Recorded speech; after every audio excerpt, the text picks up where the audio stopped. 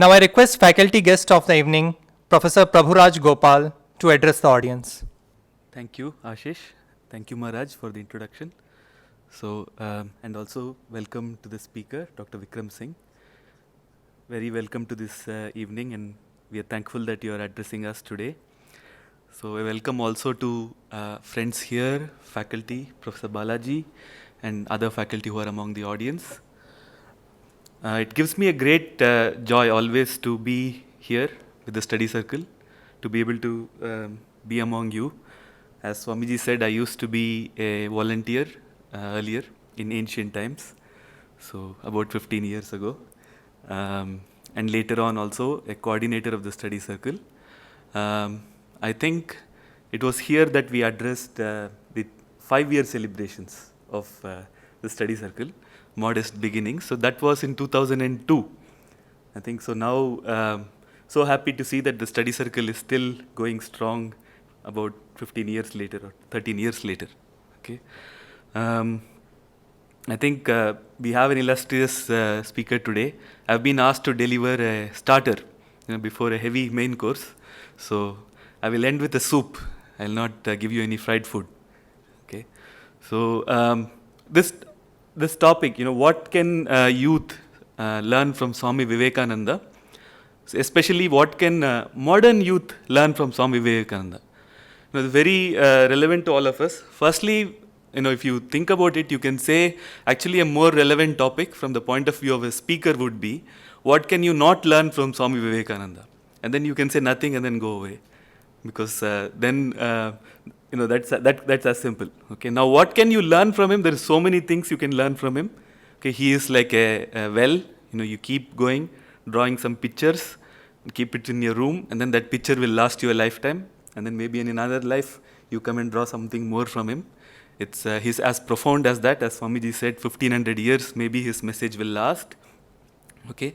The modern word is very significant because I think Swami Vivekananda was among, one of the first modern leaders and thinkers of India. And that's the reason why today, even after maybe 150 years of Swamiji's birth, we are still studying him. Whereas those people who were considered the greats during his time, Raja Ram Mohan Roy, Keshab Chandra Sen, people have generally forgotten those people. None of you, perhaps even recognize those names. But today Swamiji is still studied. As Swamiji says, his teachings are everywhere. So that shows that he was modern. He was perhaps very much advanced for his time. His message was for the future.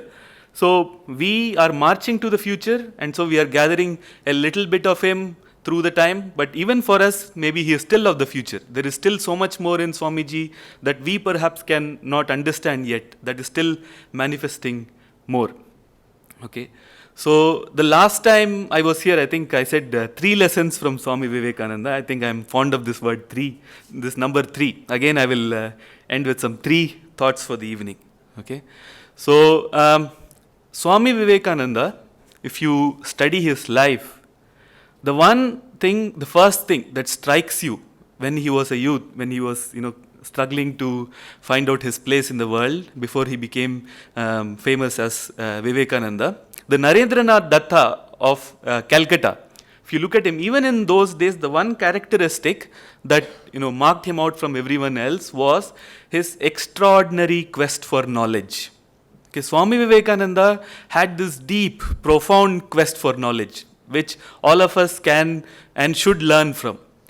And what are these questions? These are not matter of fact questions. These are very important questions. I think some of us are not asking these questions today. Things like, who are we? What is this world? What is this creation? What is our part, our role in this creation? How do we relate to this creation? Do we have a bigger role than just our everyday rote living? So these are profound questions, of course, we must ask. Swami Vivekananda actually asked even more radical questions. In Calcutta, he would go about meeting spiritual leaders, yogis, swamis, and then he would ask, "Sir, have you seen God?" So today you have a lot of people questioning superstition and think that this is great. But Swamiji in fact questioned the Dada of all superstitions, God. And he would ask them straight to those people who were delivering these things, sir, have you seen God? And mostly people would just be shocked that somebody is asking this kind of question. And one great teacher, I'm sorry, I may miss some words, some names today. I was called for a surprise quiz, I think, today. So, but as an old, good student, I hope Swamiji will pass me today. So, I think it is Devendranath Tagore, to whom Swamiji went and asked, sir, have you seen God? And then he said, well, my dear boy, you have eyes of a yogi. Okay, so that's a very ambivalent answer. It can mean, well, I don't know, or it can mean you will discover it one day. That's how it should be. It can mean anything. Anyway, so Swamiji was not satisfied. And then, of course, he was asking many people. Then he happened to ask also his professor of English at college. So now here it's something very interesting for me. I am a student of poetry. I like poetry. So his, I think it was Professor Hardy, if I'm not wrong. Okay, and he was teaching the subject of rapture. Now Wordsworth, the English romantic poet, okay, he in several of his poems describes a state of ecstasy called rapture. Swamiji is asking this professor of English, he's forgotten all poetry, prosody, sir, have you experienced rapture? Then Professor Hardy says, no, I have not experienced rapture. Then but Professor Hardy was honest enough, he says, I know one man who I think has experienced this rapture. And he guided Swamiji to that one man who made Swamiji Swamiji, and that is Ramakrishna Paramahamsa. He says, I know one man, he lives in a temple garden, and he experiences rapture every day. So Swamiji is shocked every day. So he went and met him. Okay. So this is Swamiji's quest for knowledge. Not only this, he is going to Calcutta Medical College studying human anatomy, finding out where is the soul. He is going out and meeting scientists. He is studying the latest philosophies. Swamiji was an expert in modern philosophy, logic, Spinoza. He was expert in all these things.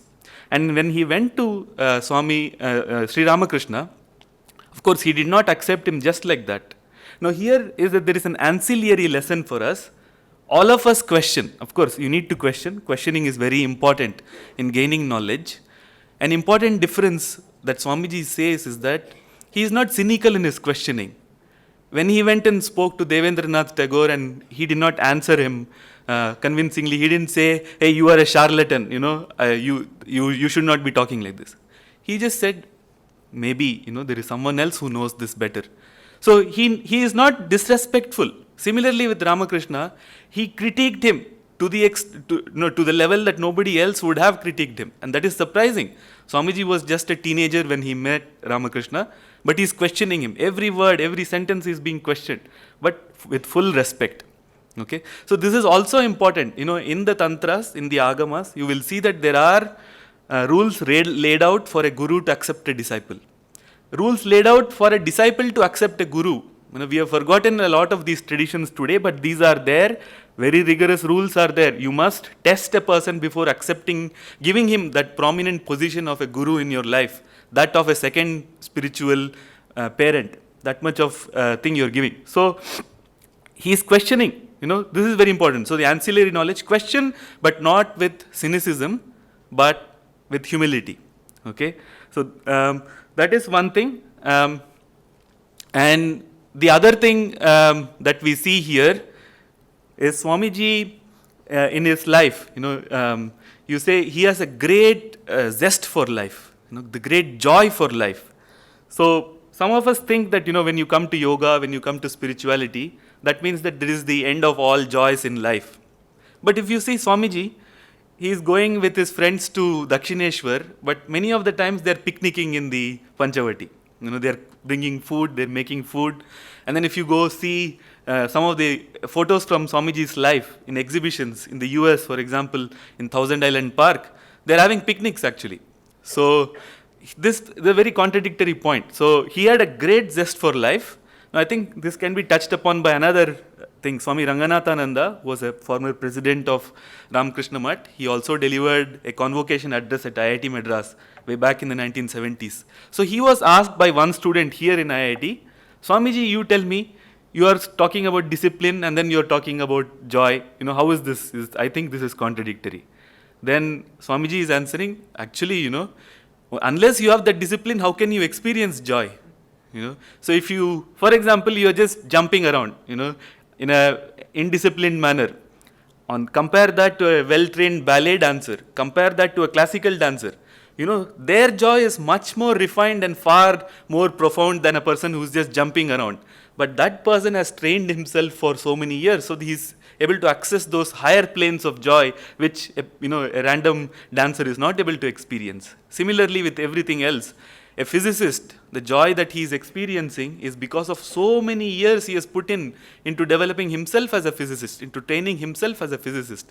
Similarly, with yoga, there are many grades of joy, many grades, which are accessible to us, but we have to train ourselves for them. Okay, Swamiji used to train himself.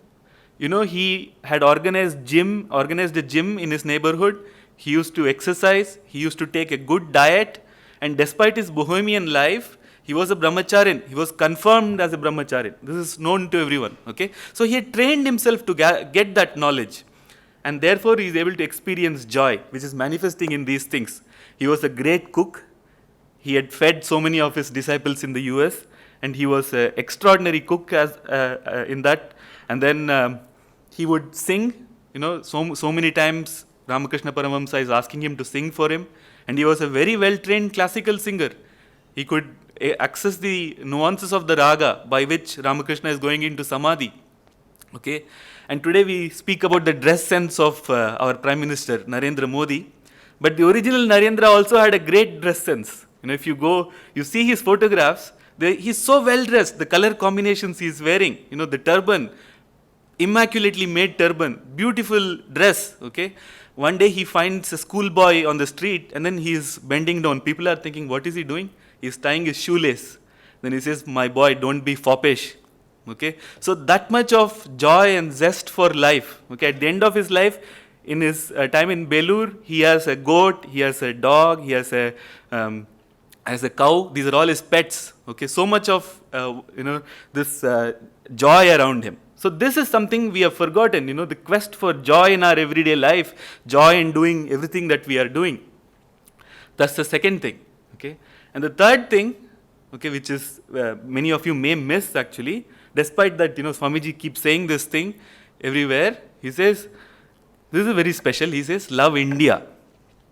Okay, this is very parochial, you may think. He is not preaching a parochial, territorial nationalism. Okay, he, of course, Swamiji loved many countries in the world. He had great admiration for America. He has written a poem on 4th of July, on American Independence Day. You can read this. It's called the 4th of July. Okay, and he has many great words to say about the US. He says, there is a moving passage where he says, there is a man called Pat. In his home country, he's been said, you are dust, you are nothing, you are nobody. And he was always, he could not achieve anything. And off he comes to America. There they say, Pat, you are you are a fellow of mine. We are children of God. Let us do this together. And he is gathering faith. And by that, he is calling the Brahman inside him, and he is doing great things. So Swamiji had great admiration for America. But to everyone who came to him, even to Sister Nivedita, the Irish disciple of his, the last message he gives is, love India. Okay. Now, why is this love India? Okay. So, in this Swamiji, you have to understand Swamiji's studies. Okay. He says, to the extent he goes, you forget about all your gods, this 50,000 gods that you have and all the gods that foreign people have brought among you for all these hundreds of years. For the next 50 years, your only God is your countrymen. Everywhere that you see, this is this Brahman manifest, that is your God. He says, to this extent he is going to say. Why? Because in his studies, he has found out that India in ancient times discovered something revolutionary, extraordinary, that can change the destiny of the world, that can change the destiny of man. And this country is a living, surviving embodiment of that ancient knowledge. Here this knowledge is preserved in ways that we do not know. Sometimes he says, you go and ask a peasant in India, what is religion? Swamiji says, look brother, it is here on my tika here, on my tilak. So we may not understand these things, how this religion is preserved here. This is not religion also, this is something more than that. Okay? So then what is this knowledge? This, all of you have to discover, all of us have to discover, is this knowledge which is there in the Upanishads, which we have to inquire about and find out for ourselves, that truth, that self, that Brahman, that is all over in this world, in universe, manifesting as all of us. This truth gives us a very positivistic interpretation of life. The ancient India had a very positive view of life. It was not a negative view of life. If you look at this India of the ancient times, there is a quest that is going through in every field. There are sciences, there are arts, music, dance, culture, literature, cuisine. This quest has touched all these aspects. It's very profound. Okay? And it is a direct understanding of the self that we are talking about here. There are passages here which say that all the gods that you know and many more that will come are just parts of your consciousness. Know that consciousness, that you are. Okay, this knowledge Swamiji had accessed, and he found that this knowledge is the only way this world is going to be saved. Okay, this is the spiritual nationalism he proposes. You have to love India because India is a representative of this knowledge. Okay, and anybody who is seeking truth in this manner is an Indian. This is not a parochial, narrow nationalism. And if there is a way to unify the subcontinent with all these divisions, with all these difficulties, it is perhaps only this way. All of us, whether it be Sri Lanka or Bangladesh or Pakistan or Nepal, we are united in this quest. It is this spirituality which is invisible, which is manifesting here. Okay, this we find in Swamiji's message. With this, I would like to close, and I would like to welcome our speaker, Dr. Vikram Singh. Thank you.